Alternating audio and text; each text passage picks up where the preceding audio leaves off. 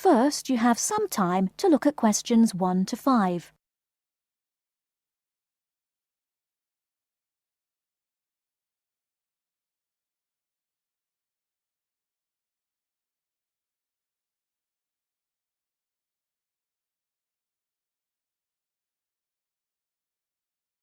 Now we shall begin. You should answer the questions as you listen, because you will not hear the recording a second time. Listen carefully and answer questions 1 to 5. Kingsbury College, can I help you? Oh, hello. I'm ringing to find out about one of your courses. Yes. Is that a daytime or an evening course? Evening. Right. I'll just get a few details from you, if I may. Fine. Could I have your full name, first of all? It's Peter Wright. That's Wright. OK. And I don't need to know your exact age, but can you tell me which of these age groups you belong to? 18 to 25, 26 to 35, 36 to 45, or over 45? 18 to 25. Fine. And do you have a job, or are you a full-time student? I'm an accountant. I just do courses in my spare time for interest. OK. Right. And your address, Mr. Wright? It's 11 Forest Road. Forest? Yes. Is that in Kingsbury? Yes, it is. I'm just down the road here. And do you have a phone number? It's 992 471. That's my home number. I haven't got a work number. That's fine. We probably won't need it. Before you hear the rest of the conversation, you have some time to look at questions 6 to 10.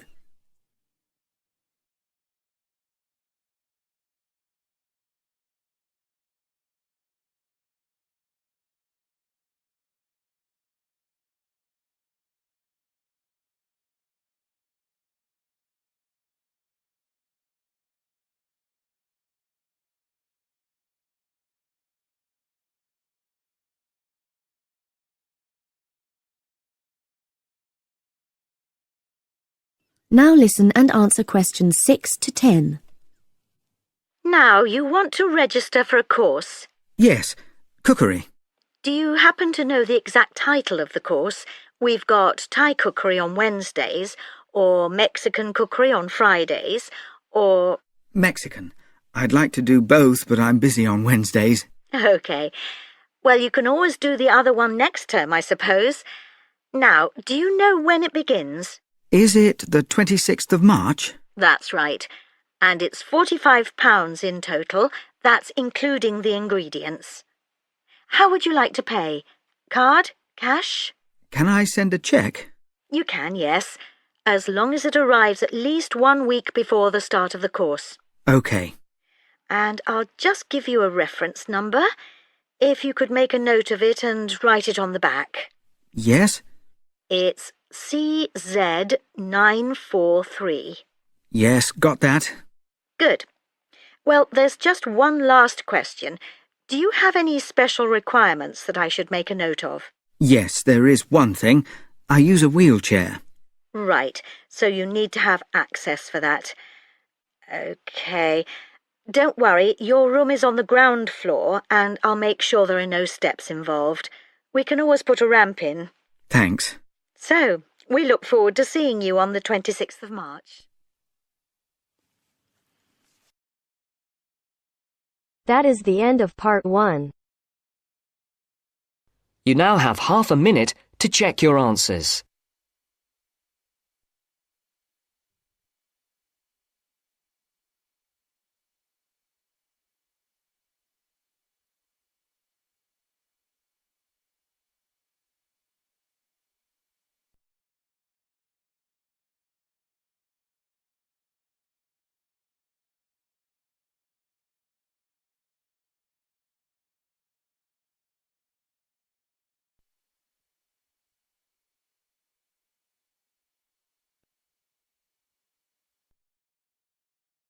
Now turns to part 2. Part 2. You'll hear two teachers discussing a school trip. First, you have some time to look at questions 11 to 16.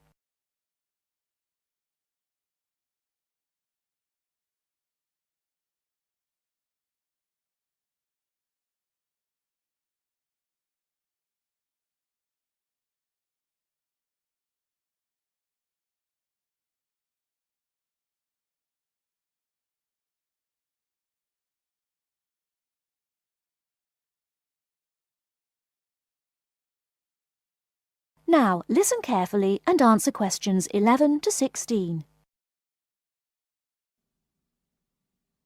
Oh, there you are, Paul. Do you have a few minutes? Can we think about this year's school trip? Hi, Jean.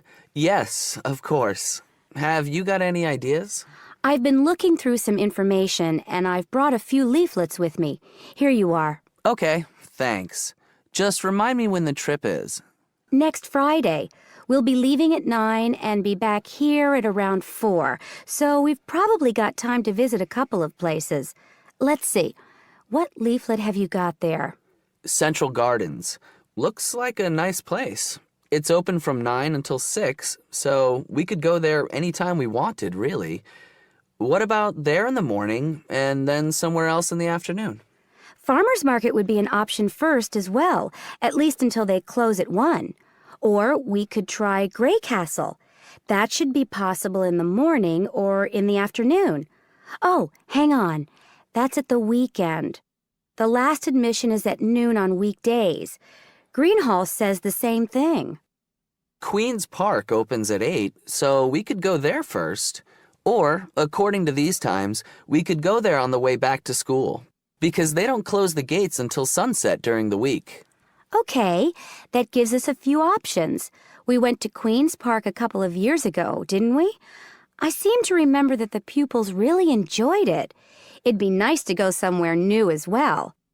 I've seen groups from other schools going around Grey Castle. So have I. But then again, maybe we should play it safe and go to Green Hall. At least we've got experience of taking classes round there. Farmer's Market is popular with other schools, though, so it must be interesting. It'd be good to go somewhere where someone can show the pupils around, explain things to them. I've been on a tour around the castle, and they do a really good job. I think they have guides at the hall, too, don't they? It says here that they used to, but don't anymore. You can get shown round Central Gardens, though. I think we'd have to do any explaining if we took the pupils to the market or the park. That wouldn't be a problem, though. No, and at least those two would be free, wouldn't they? I think all the others charge, and we'd have to get the parents to pay some money. I'm sure they wouldn't mind paying if it was a small amount. Let me check the leaflets. There's a special price for large groups at Grey Castle. Oh, but you can get into Central Gardens for nothing. Right. Oh, I've just thought of something. We wouldn't need to book anything if we were going to Queen's Park, but what about the other places? Central Gardens say you need to let them know if there are more than 10 people in your group, which would include us. The same at Grey Castle. Farmer's Market says you can just turn up, and so does Green Hall. Right. Well, I suggest we take the pupils to Grey Castle for a tour in the morning. How does that sound? Yes, sounds good. We should contact them to book it as soon as possible. In the afternoon, we can do something a bit more relaxed at the park, and we'll have to think about going to Green Hall another year. Shame Farmer's Market isn't open, but we can't change the day. So that's a decision then. Now, let's think about what we're going to get the pupils to do. It's a school trip, after all, and we should give them some work to do. Before you hear the rest of the talk, you have some time to look at questions 17 to 20.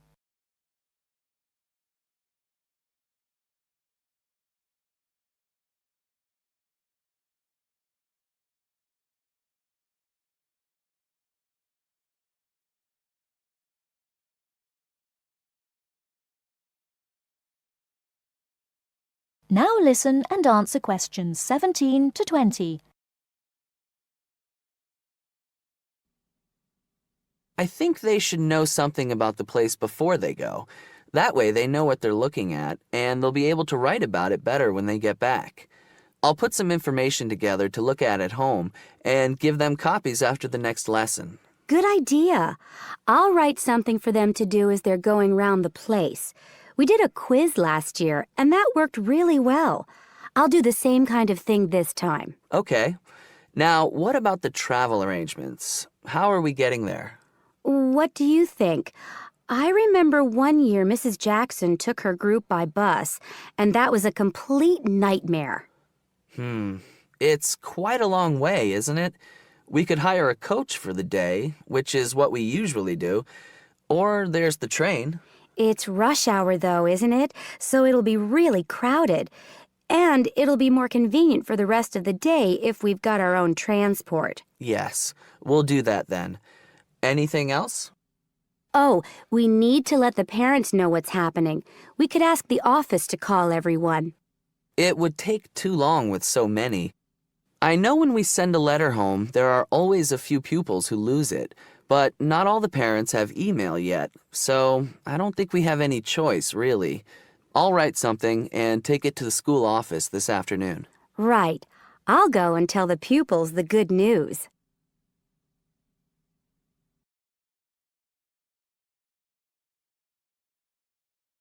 That is the end of part 2. You now have half a minute to check your answers.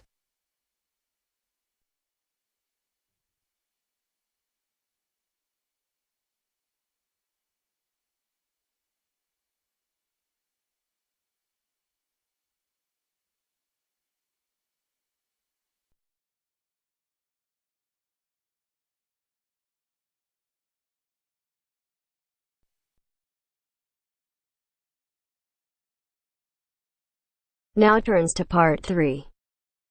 Part 3. You'll hear two university students discussing a social science lecture they attended. First, you have some time to look at questions 21 to 24.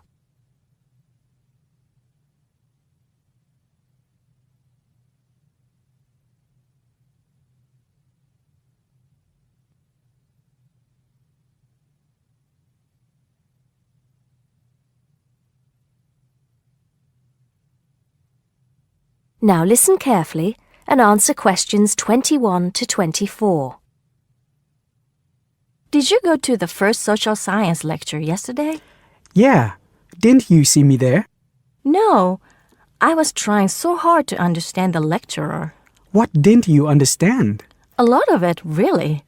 For example, he said we needed to study history as part of the course, but I didn't get why. You probably missed it. He said early on that we need to learn from our past mistakes. Right. But he also said we need to put ourselves in the place of our ancestors. Why is that? I think the point is that it's not enough to know how they lived and what they did. We need to know what they thought. I see. And I've written transferable skills in my notes next, but I have no idea what that means. If you study social science, you learn skills that you can use in a job. Oh, right. Is that all? Okay, but why is that? The point he made was that in studying social science, you use a flexible and adaptable approach to learning. Before you hear the rest of the conversation, you have some time to look at questions 25 to 30.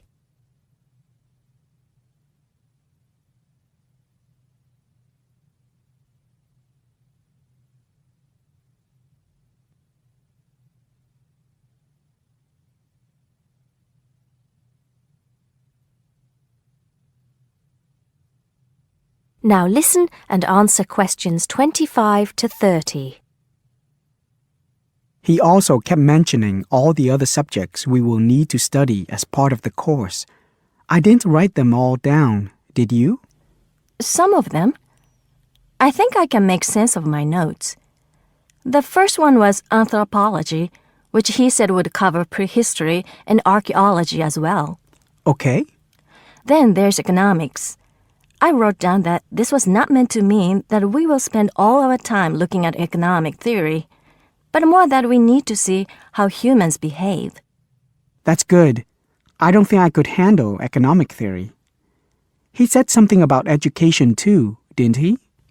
Yeah, he said we'll be looking at how cultural information is handed down from one generation to the next through teaching children. He said we'd be focusing on geography too, but I can't really remember which aspects. Can you? I noted it down, I think. Here we are, yes, particularly in relation to urban planning. It's law that I got confused about. I didn't understand why he linked that to economics. I think he meant that laws affect the way wealth is distributed. That makes sense. Now, what are the science wars? Okay, I did get that. The science wars are about how social science collects information. In sociology and social work, and in social science generally, they can only study patterns of behavior and observe. If you compare that to the way scientists work in physics or chemistry, it's very different because they use specific experiments that can be tested and which give concrete answers. Social studies is often accused of being unscientific. That's all. Okay, but it still looks like a good course, doesn't it? You don't have any regrets, do you? None at all. I'm looking forward to it.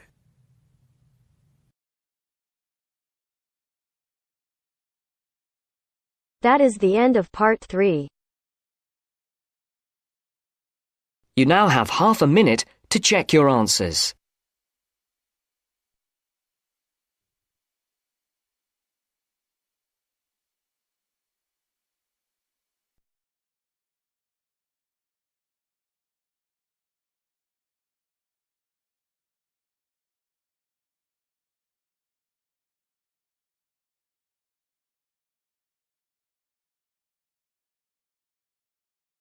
Now turns to part 4. Part 4. First, you have some time to look at questions 31 to 40.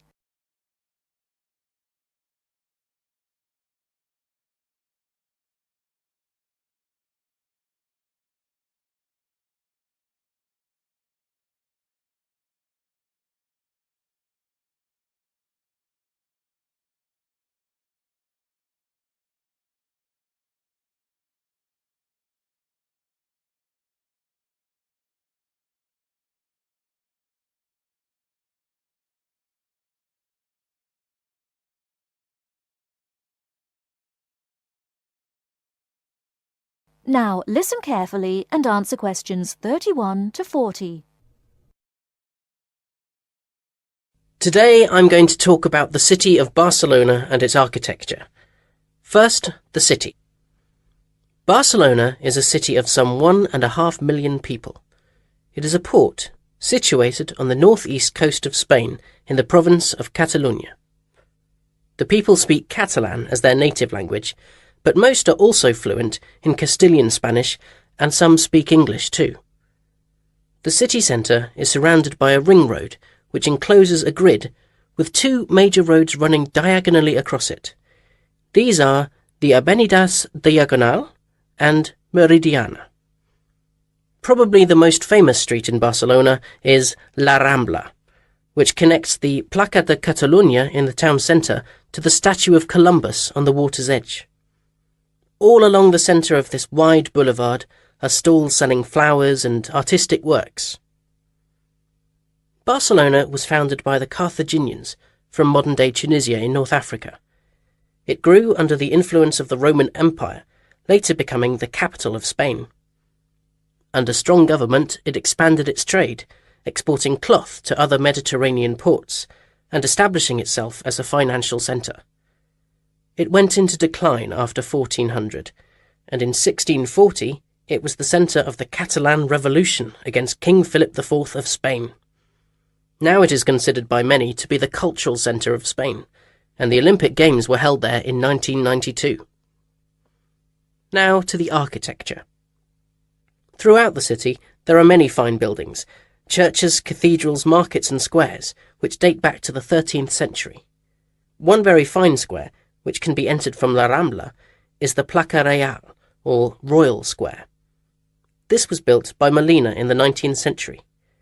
7 narrow passages lead into a large central area, which is surrounded by 2-story buildings. Most of the ground floor is occupied by restaurants and bars, and it is traditionally a place of music and entertainment. It is impossible to talk about the architecture of Barcelona without mentioning Gaudí, who dominated the scene from the 1880s until his death in 1926. His style was unique, a decorative form of Art Nouveau, the style of the 1920s and 30s in Europe. It was based on organic natural forms, which often seem to defy the qualities of the materials they are made from. I will mention just 3 of his best-known works today. The first is Güell Palace. This was built for the Count of Güell, one of Gaudí's main supporters. The building features 2 arched gates, which lead into the stable area. Inside are 2 circular staircases, one for people and the other for horses. The ground floor is built of brick, but there is also much natural stone used in the construction. The roof is quite fantastic, with brightly coloured sculptures built around the chimneys and ventilation shafts. Another project commissioned by Güell is the park named after him. This was meant to be a garden city with 50 houses, but in fact only 2 were ever finished.